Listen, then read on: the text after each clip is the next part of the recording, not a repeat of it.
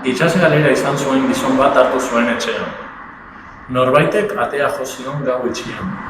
Hilzorian zegoen gizon hartaz erregutzeko eskatuz. Naufragoa estatu batuarra zen, Hego Karolinatik abiatutako zamauntzi bateko kapitaina. Kotoia eta arroza zeramatzan ontziak Baltikoan barrena.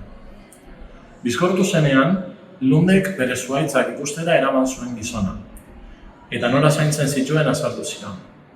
Solasaldietako batean, itsasgalera gertatu zenean hondartzan aurkitu zuen kotoialde bat erakutsi zion kapitainari, eta galdetu zion nola lantzen zen landare hura. Kapitainak kontatu zion Amerikako estatu batuetako hegoaldeko lurrepeletan kotoi plantazio erraldoiak zeudela, eta lan nekeza zela hura jasotzea. Afrikatik etorritako esklabo beltzek egiten zutela.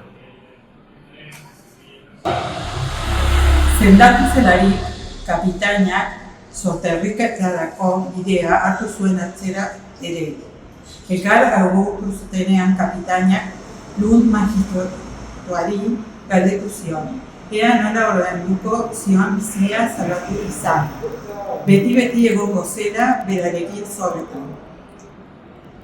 Hegoaldeko esklabo horietako bat ez zaigazki etorriko. Lur hauek denak neu bakarrik gobernatzeko zaharregia naiz.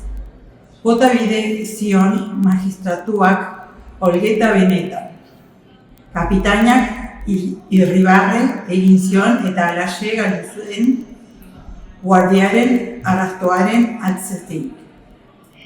Ole Christian Lund magistratuak ahaztua zuen kapitainarekin etxe egin zuen. Goiz batean itsasoan 3 mastako balandro bat ikusi zuelarik.